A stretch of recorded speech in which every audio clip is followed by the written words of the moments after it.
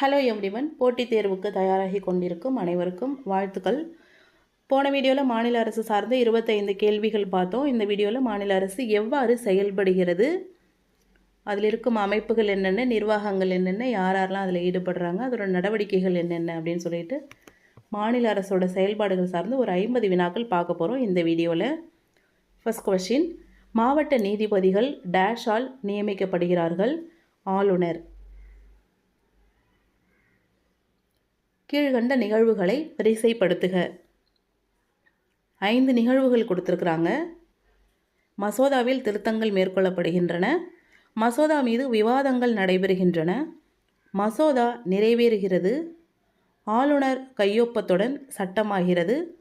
சட்டப்பேரவையில் மசோதா அறிமுகப்படுத்தப்படுகிறது. ஒரு மசோதா எப்படி உருவாகி எப்படி ஒரு சட்டமாகுது அப்படின்றத மாற்றி மாற்றி கொடுத்துருக்குறாங்க. வரிசையாக கொடுக்காம மாற்றி மாற்றி கொடுத்துருக்குறாங்க. அதை நம்மளை வரிசையாக செய்ய சொல்லியிருக்காங்க. இதுக்கு ஆன்சர் பார்த்தோம்னா நம்பர் 2 தான் ஆன்சர். அதன்படி நம்ம பார்த்தோன்னு சொன்னிங்கன்னா, சட்டப்பேரவையில் மசோதாவை அறிமுகப்படுத்துகிறாங்க. அறிமுகப்படுத்தின பிறகு அதன் மீது விவாதங்கள் நடைபெறுது. விவாதங்கள் நடைபெற்று விவாதங்கள் ஏற்கப்பட்டு திருத்தங்கள் செய்கிறாங்க. திருத்தங்கள் செஞ்ச பிறகு மசோதாவை நிறைவேற்றுறாங்க. மசோதாவை நிறைவேற்றிய பிறகு ஆளுநர் கையொப்பமிட்டு சட்டமாக அறிமுகப்படுத்தப்படுகிறது. இந்த ஆர்டரில் தான் ஒரு மசோதா சட்டமாக ஆகுது. இதுதான் அதுக்கு சரியான பதில். தமிழ்நாட்டில் உள்ள சட்டமன்ற தொகுதிகளின் எண்ணிக்கை, இது போன வீடியோலேயே நம்ம பார்த்தோம். திரும்ப திரும்ப ரிப்பீட்டடாக அந்த கொஷின் வந்துட்டுருக்கு. 234. உயர்நீதிமன்ற நீதிபதிகளை நியமிப்பதில் பங்கு பெறாதவர் யார்?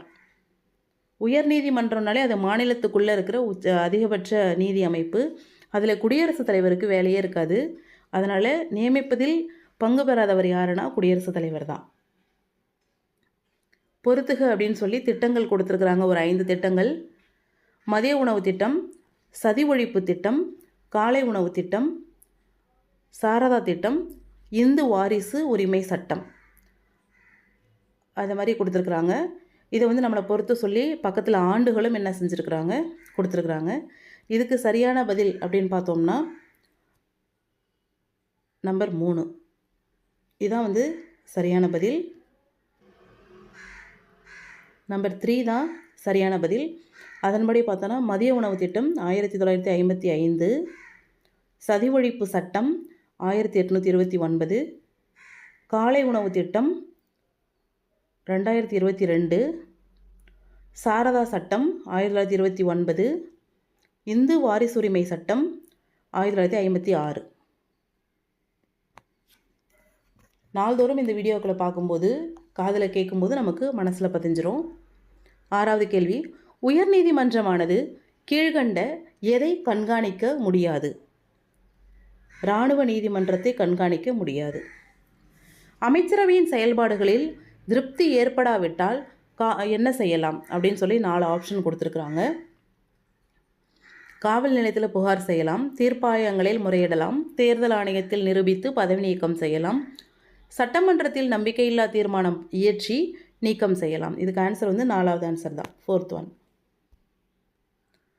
தேர்தல்களை நடத்துவதும் அவற்றை கண்காணிக்கும் பணியை செய்வதும், இதுவும் போன வீடியோவில் நம்ம பார்த்தோம், தேர்தல் ஆணையம்.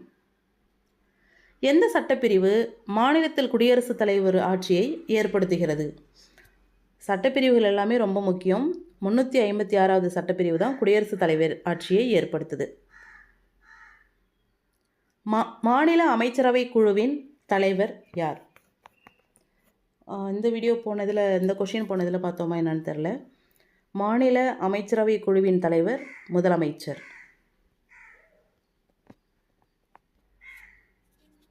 இவற்றில் ஆளுநரால் நியமிக்கப்படாத பணியிடம் எது?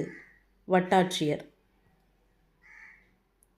கீழ்கண்டவற்றில் எது சரியான கூற்று? மாநிலத்தின் உயரிய நீதி அமைப்பு உச்சநீதிமன்றம் தவறான கூற்று. தலைமை நீதிபதி 60 வயது வரை பதவியில் இருக்கலாம், தவறான கூற்று. மாவட்ட நீதிபதிகளை குடியரசுத் தலைவர் நியமனம் செய்கிறார், தவறான கூற்று. உயர்நீதிமன்றம் மாநிலத்தில் உள்ள அனைத்து சார்நிலை நீதிமன்றங்களை கட்டுப்படுத்துகிறது, இதுதான் சரி. பின்வருவனவற்றில் ஈரவை சட்டமன்றம் கொண்ட மாநிலம் எது? கர்நாடகம்.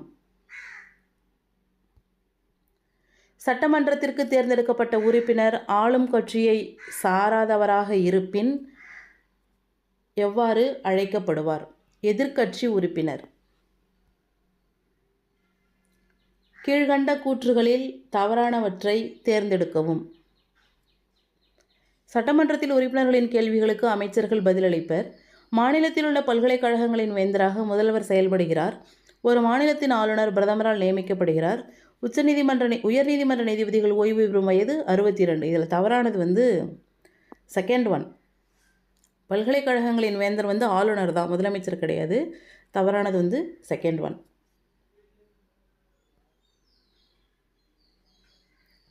இன்னொன்று என்னன்னு பார்த்தோன்னா, ஒரு மாநிலத்தின் ஆளுநர் பிரதமரால் நியமிக்கப்படுகிறார். இதுவும் தவறானது தான். குடியரசுத் தலைவரால் தான் நியமிக்கப்படுகிறார். இது 2 கூற்று தவறானதாக இருக்குது. அப்போ ஆன்சர் என்னன்னு பார்த்தோன்னா இங்கே கொடுத்துருக்குறாங்க 2 மற்றும் 3. மாநில அரசின் எதிர்பாரா செலவின நிதி யாருடைய கட்டுப்பாட்டில் இருக்கும்? ஆளுநர். முதலமைச்சர் சட்டமன்ற உறுப்பினராக இல்லாவிட்டால் எத்தனை மாதத்திற்குள் சட்டமன்ற உறுப்பினராக தேர்ந்தெடுக்கப்பட வேண்டும்? 6 மாதத்திற்குள்.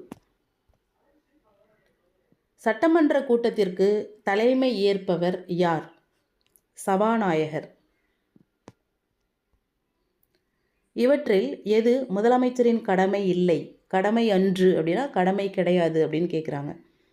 மாநில அரசின் கொள்கைகளை உருவாக்குதல், பல்வேறு துறைகளை கண்காணித்து ஆலோசனை வழங்குதல், மத்திய அரசு மற்றும் மாநில அரசிற்கிடையே உறவை பராமரித்தல், மாநில உயர் அதிகாரிகளை நியமிக்க ஆளுநருக்கு ஆலோசனை வழங்குதல். இதில் எது முதல்வரோட கடமை இல்லை?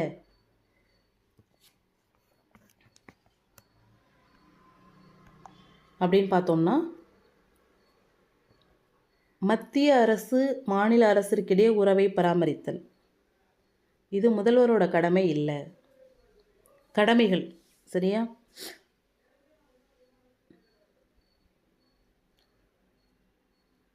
அரசியலமைப்பு சட்டப்படி ஒரு மாநிலத்தின் சட்டப்பேரவையில் இருக்க வேண்டிய அதிகபட்ச மற்றும் குறைந்தபட்ச உறுப்பினர்களின் எண்ணிக்கை என்ன? 500 அதிகபட்சமாக, குறைந்தபட்சமாக 60 பேராவது இருக்கணும். மாநில அரசு பல்கலைக்கழகங்களின் வேந்தராக இருப்பவர் ஆளுநர். இது போன வீடியோலையும் நம்ம பார்த்தோம்.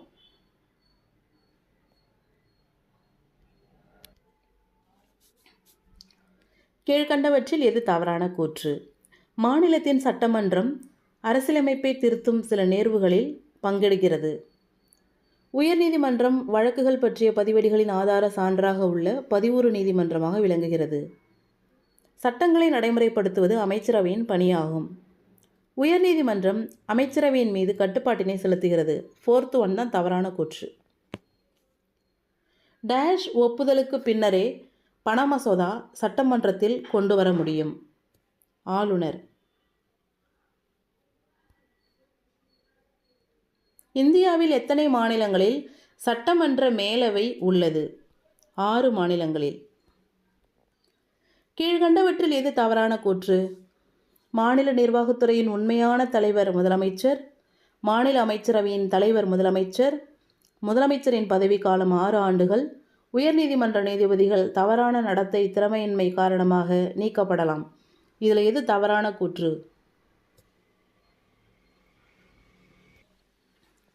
மாநில முதலமைச்சரின் பதவிக்காலம் 6 ஆண்டுகள் அப்படின்றது தான் தவறான கூற்று. இந்தியாவில் உள்ள மொத்த மாநிலங்களின் எண்ணிக்கை என்ன? 27. மாநிலத்தின் கீழவை எவ்வாறு அழைக்கப்படுகிறது? சட்டமன்ற பேரவை. கீழ்கண்டவற்றுள் தவறானதை தேர்ந்தெடு. சட்டமன்ற மேலவையில் 1/3 பங்கு உறுப்பினர்கள் சட்டமன்ற உறுப்பினர்களால் தேர்ந்தெடுக்கப்படுகின்றனர். 12இல் 1 பங்கு உறுப்பினர்கள் பட்டதாரிகளால் தேர்ந்தெடுக்கப்படுகின்றனர். 6இல் 1 பங்கு உறுப்பினர்கள் மாநில முதலமைச்சரால் நியமனம் செய்யப்படுகின்றனர். சட்டமன்ற மேலவை உறுப்பினர்களின் பதவிக்காலம் 6 ஆண்டுகளாகும். இதில் தவறானது எதுனா சி மட்டும்தான் தவறானது. ஒரு மாநிலத்தின் ஆளுநர் யாரால் நியமிக்கப்படுகிறார்? குடியரசுத் தலைவர். மாநில அரசின் உச்சபட்ச நீதி அமைப்பு உயர்நீதிமன்றம். ஒரு கூற்று கொடுத்து அதுக்கு காரணம் கொடுத்துருக்குறாங்க. இதுவும் போன வீடியோவில் பார்த்தது தான். இந்தியா கூட்டாட்சி முறை அரசாங்கத்தை கொண்டது. இந்திய அரசியலமைப்பின் அதிகாரம் மத்திய மற்றும் மாநில அரசுகளுக்கு இடையே பகிர்ந்தளிக்கப்பட்டுள்ளது.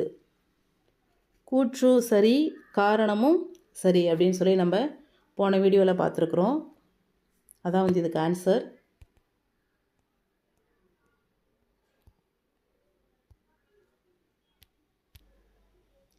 அரசியலமைப்பு சட்டப்படி சட்ட மேலவையில் இருக்க வேண்டிய குறைந்தபட்ச உறுப்பினர்களின் எண்ணிக்கை அம்மாநில சட்டமன்ற உறுப்பினர்களின் எண்ணிக்கையில் 1/3.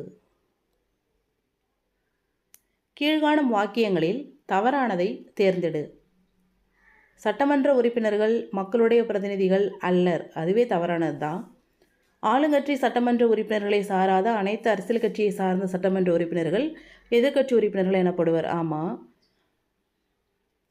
அரசு செயல்படுவதற்கு சட்டமன்ற உறுப்பினர்கள் பொறுப்புடையவர்கள் ஆவார்கள். சமஉ என்பதன் விரிவாக்கம் சட்டமன்ற உறுப்பினர் ஆகும். இதில் தவறானது ஃபர்ஸ்ட் ஒன்.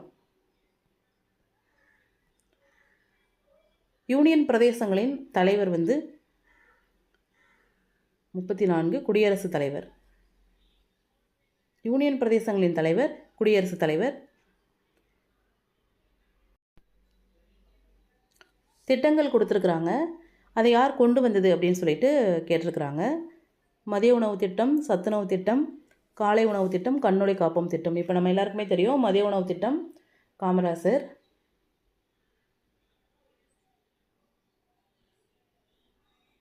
சத்துணவு திட்டம் எம்ஜி ராமச்சந்திரன். காலை உணவு திட்டம் ஸ்டாலின். கண்ணொளி காப்போம் திட்டம் கருணாநிதி. ஆப்ஷன் நம்பர் 2 அதான் சரியான ஆப்ஷன். சென்னை உயர்நீதிமன்றத்தின் தற்போதைய பொறுப்பு தலைமை நீதிபதி கிருஷ்ணகுமார், திரு டி கிருஷ்ணகுமார்.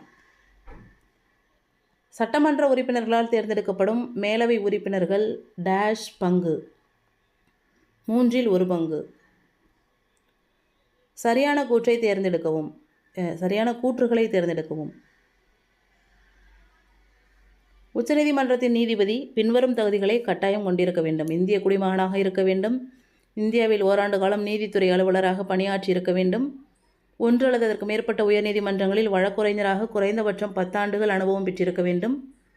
வயது வரம்பு 35க்குள் இருக்க வேண்டும். இதில் சரியான கூற்று என்னன்னு பார்த்தோன்னா 1 and 3. இந்திய குடிமகனாக இருக்கணும். 1 அல்லது அதற்கு மேற்பட்ட உயர்நீதிமன்றங்களில் வழக்குரைஞராக குறைந்தபட்சம் 10 ஆண்டுகள் அனுபவம் பெற்றிருக்கணும். சட்டமன்ற மேலவை உறுப்பினர்களின் பதவிக்காலம் 6 ஆண்டுகள்.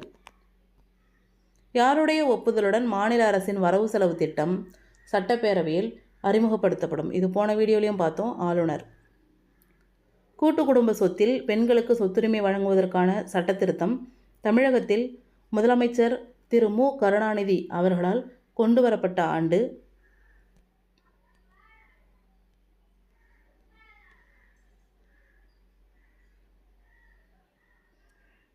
1989. மாநில சட்டப்பேரவைக்கு ஒரு டேஷ் உறுப்பினரை நியமிக்க ஆளுநருக்கு அதிகாரம் உண்டு. ஆங்கிலோ இந்தியன் உறுப்பினர். கூற்று: இந்து வாரிசுரிமை சட்டம் தேசிய அளவில் 2005இல் சட்டத்திருத்தம் செய்யப்பட்டது. காரணம்: கூட்டு குடும்ப சொத்தில் பெண் குழந்தைகளுக்கு உரிமை இல்லாத நிலை இருந்தது. கூற்றும் கூற்றுக்கான காரணமும் சரியா அப்படின்னு கேட்குறாங்க. கூற்றும் சரி, விளக்கமும் சரி. தமிழ்நாட்டின் தற்போதைய சபாநாயகர் அப்பாவு. கீழ்காணும் ஆளுநர் குறித்த தகவல்களுள் தவறானது எது? இந்திய குடிமகனாக இருக்க வேண்டும், சரி. 25 வயது நிரம்பியவராக இருக்க வேண்டும், தவறு. 35 வயது நிரம்பியிருக்கணும். நல்ல மனநலமுடையவராக இருக்க வேண்டும், சரி. லாபம் தரும் எந்த பதவியிலும் இருக்கக்கூடாது, சரி. 2வது ஒன்று தான் தவறானது. மாநில சட்டமன்றத்தை கூட்டவும் ஒத்திவைக்கவும் அதிகாரம் பெற்றவர் டேஷ் சபாநாயகர். கீழ்கண்ட கூற்றுகளை ஆராய்க. அங்கீகரிக்கப்படாத கட்சியின் வேட்பாளர்கள் சுயேட்சை வேட்பாளர்கள் என அழைக்கப்படுகின்றனர். சட்டமன்ற அனுமதி இல்லாமல் மாநில அரசு வரி விதிக்க இயலாது. மாநிலத்தின் நிதியை கட்டுப்படுத்தும் அமைப்பு உயர்நீதிமன்றம் ஆகும். இதில் பார்த்தோன்னா 3வது கூற்று தவறு. 1ம் சரி 2ம் சரி. அப்போ இதுக்கு சரியான ஆப்ஷன் 4th ஒன். உயர்நீதிமன்ற தலைமை நீதிபதி ஓய்வு பெறும் வயது 62. தவறான இணையை கண்டுபிடி அப்படின்னு சொல்லி ஒரு பொறுத்துக கொடுத்துருக்குறாங்க. சட்டமன்ற பேரவை கீழவை, சட்டமன்ற மேலவை மேலவை, ஆளுநர் மாநில அரசின் தலைவர், முதலமைச்சர் எதிர்க்கட்சி தலைவர். இதில் தவறான இணை என்னன்னு பார்த்தோன்னா எதிர்க்கட்சி தலைவர் கிடையாது, முதல்வர், ஆளுங்கட்சி தலைவர். அதான் தவறான இணை. கடைசி கேள்வி, தவறான கூற்றை தேர்ந்தெடுக்கவும். ஆளுநரின் அதிகாரம் மற்றும் பணிகள்.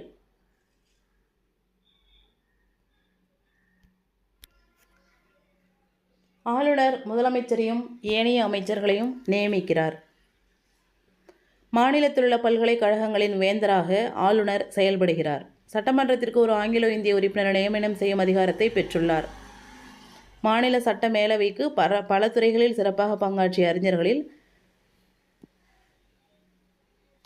பிரதிநிதித்துவ அடிப்படையில் நியமிக்கிறார். அறிஞர்களை பிரதிநிதித்துவ அடிப்படையில் நியமிக்கிறார். இந்த 4வது ஒன்று தான் தவறான ஸ்டேட்மெண்ட்டு.